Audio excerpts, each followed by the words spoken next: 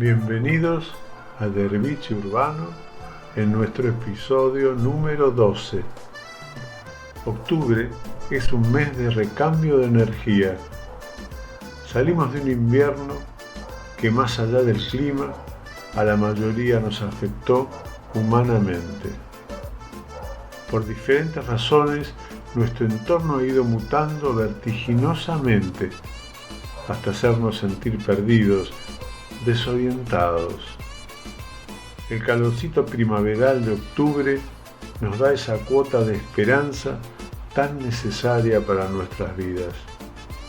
Como si fuera uno de los cuentos de nuestros queridos monjes, nos ilusionamos y renovamos la energía para seguir adelante.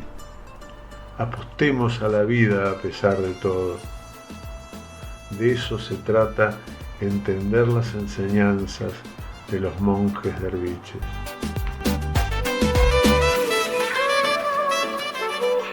A medida que vamos avanzando en Derviche Urbano, vamos profundizando en la magia de la filosofía sufi y su especial didáctica, la que ha perdurado a través de los años y ha sido redescubierta y utilizada en la actualidad.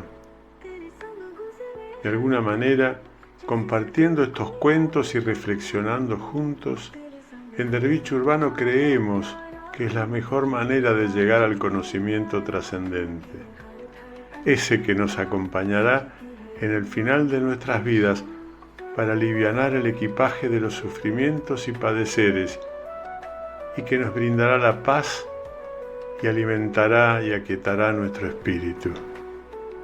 Hoy, en Derviche Urbano, compartiremos el cuento El hombre que se encolerizaba fácilmente. Un hombre que se encolerizaba muy fácilmente se dio cuenta después de muchos años de que durante toda su vida había estado en dificultades por causa de esa tendencia.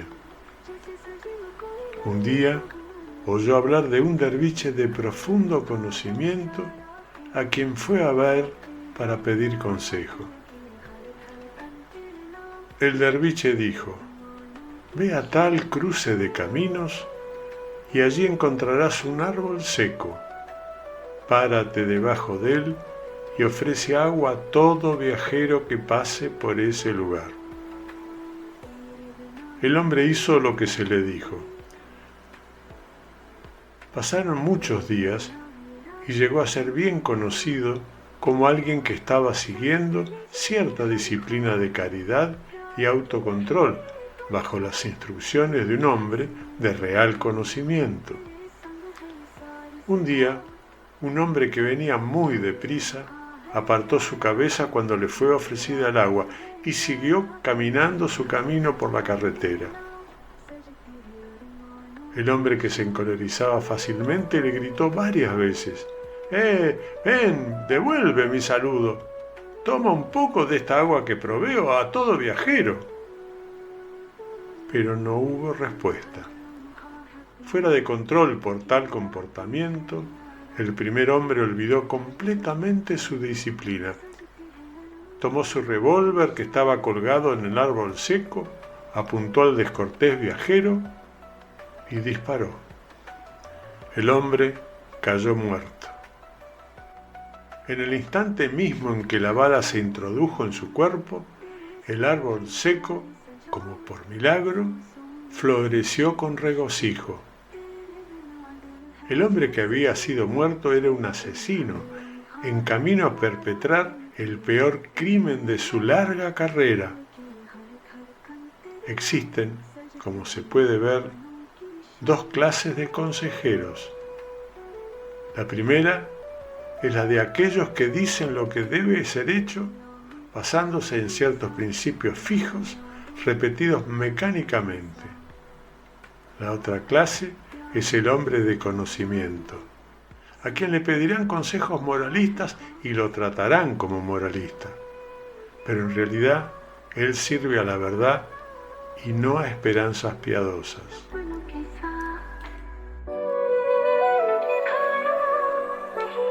Se dice que el maestro derviche que figura en este cuento fue Najmuddin Kubra, uno de los más grandes santos sufis. Fundó la Kubravi, cofrades mayores, que se parecía mucho a la orden establecida por San Francisco. Tal como el santo de Asís, Najmuddin tenía la reputación de poseer un misterioso don para comunicarse con los animales. Najmuddin fue una de las 600.000 personas que murieron en Khowarizm, en Asia Central, que fue destruida en 1221 por el gran mogol Gengis Khan. Conocida la reputación de Najmuddin, Gengis Khan le ofreció perdonarle la vida si se entregaba. Najmuddin no solo no aceptó, sino que se unió a los defensores de la ciudad, pero previamente había enviado al lugar seguro a todos sus discípulos. Este cuento nos plantea en forma enigmática lo relativo que son los mandatos sin tener en cuenta la situación particular de cada caso. Las enseñanzas automáticas y repetitivas, desprovistas de la consideración individual, a pesar de poder ser técnicamente correctas, no siempre son eficaces y corremos el riesgo de equivocar el camino de forma peligrosa. Pero a mí me gustaría saber, ¿cuándo te das cuenta de que una relación se ha roto? Si me dejas, porque yo soy yo, te voy a contar un cuento para contestarte esa pregunta. Me encantaría. Había una vez una princesa que quería elegir un novio que sea digno de ella, que la ame verdaderamente. Y entonces puso una condición.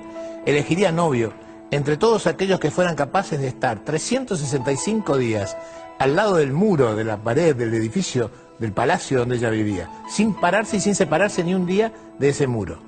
Y se presentaron algunos cientos o centenares o miles de pretendientes a la corona real.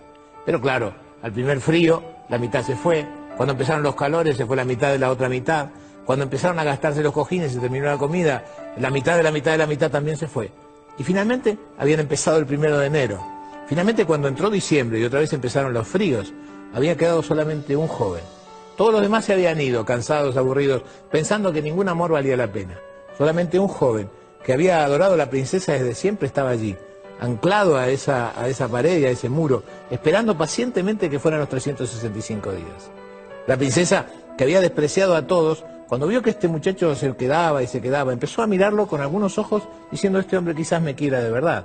Lo había espiado en octubre, había pasado frente a él en noviembre, y en diciembre, disfrazada de campesina, le había dejado un poco de agua y un poco de comida. Lo había visto a los ojos y se había dado cuenta de su mirada sincera. Y le había dicho al rey: papá, creo que finalmente vas a tener un casamiento, que finalmente vas a tener hijos. Este hombre es el hombre que de verdad me quiere. Y el rey se había puesto contento y había empezado a preparar todas las cosas para la boda. Y le había hecho saber por vía de la guardia al joven que el 1 de enero, cuando se cumplieron los 365 días, lo esperaba en el palacio porque quería hablar con él. Todo estaba armado, el pueblo estaba contento, todo el mundo esperaba ansiosamente el 1 de enero. El 31 de diciembre en la noche, después de haber pasado 364 noches allí, el 31 de diciembre, el joven se levantó del muro y se fue. No pudo quedarse a cumplir que había pasado, había estado todo ese tiempo. Él fue hasta su casa y fue a ver a su madre. Y la madre le dijo: hijo, querías tanto a la princesa, estuviste allí 364 noches, 365 días y 364 noches, y el último día te fuiste, ¿qué pasó? ¿No pudiste aguantar un día más? Y el hijo le dijo: ¿sabes qué, madre? Me enteré que me había visto, me enteré que me había elegido, me enteré que le había dicho a su padre que se iba a casar conmigo, y a pesar de eso, ¿no fue capaz de evitarme una sola noche de dolor? Pudiendo hacerlo, ¿no pudo evitarme una sola noche de sufrimiento? Alguien que no es capaz de evitarte una noche de sufrimiento no merece de mi amor, ¿verdad, mamá?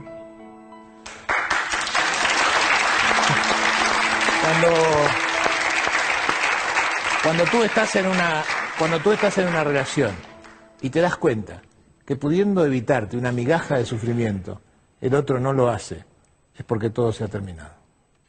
Jorge Bucay.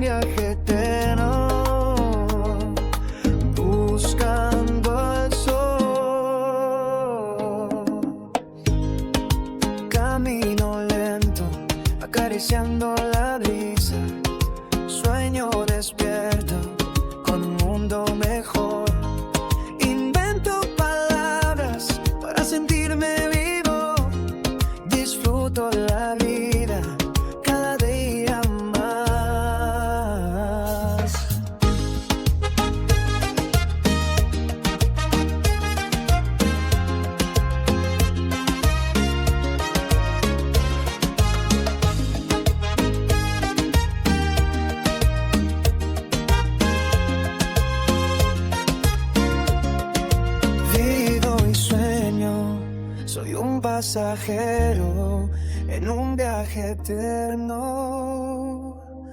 buscando al sol.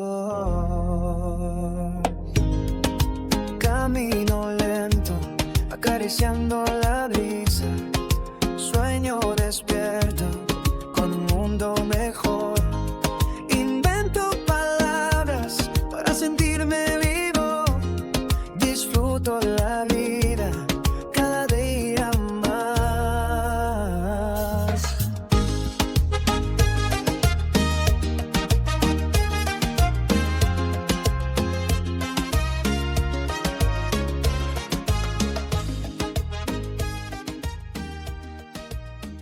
Alejandro el Negro Dolina.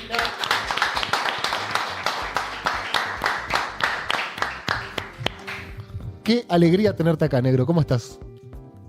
Bien, supongo que bien, pero es una manera de decir. Sí. En realidad no lo sé. Uno no sabe cabalmente cómo está, y no da tampoco para estar demasiado bien.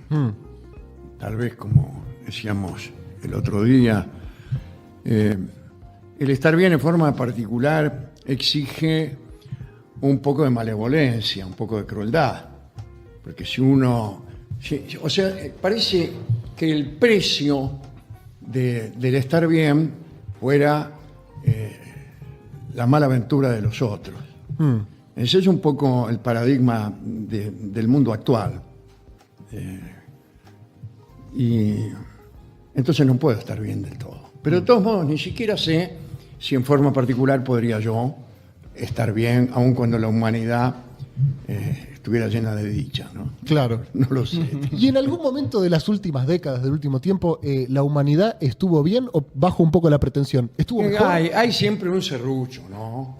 Hay siempre. Yo quiero creer que hay, o quería creer hasta ahora, que había una tendencia, que la humanidad estaba mejor que en el siglo I después de Cristo. Bien. Eso parece una realidad. Bien. Sin embargo, los serruchos son a veces de unos dientes tan gruesos que hay grandes retrocesos y bruscos retrocesos. Creo que el mundo vive ahora una época en la que ha vuelto sobre sus pasos. Fijémonos, supongamos que el progreso va desde menos derechos a más derechos, desde peor calidad de vida a mejor calidad de vida. Seguridad y justicia también en sentido ascendente. Eso podría ser aceptado, pero en los últimos años no solo la Argentina, sino que el mundo también ha registrado casi un regreso. Un regreso, entonces, lo que es el humanismo casi es algo que no existe, la crueldad resulta un elemento glamoroso, el individualismo prevalece y eso indica un retroceso. Un retroceso que se expresa numéricamente, no es que yo lo sienta porque voy a la panadería y me tratan mal. Lo siento porque se instalan gobiernos de derecha, se instalan gobiernos crueles, estoy hablando de todo el mundo, hay un montón de conflictos, etc. Pero también alguien me podría decir que el siglo XX fue una época de tragedias, de dictaduras, de fascismos, y que en este siglo eso parece haber descendido un poco. Recién arranca el siglo, ¿no? Y sí, vamos a ver. Vamos a ver. Vamos a ver, todavía falta un montón. Una tarde, un roble habló a un sabio, pero el sabio no le prestó atención, porque se sabe que los árboles no hablan. Otro día se dirigió un necio, pero el necio se hizo el desentendido, creyendo que alguien le gastaba una broma. Por último, el roble le habló a un ciego, a lo que éste respondió: «Qué bella voz tienes. No se necesita ver para comprender la verdadera trascendencia de los mensajes».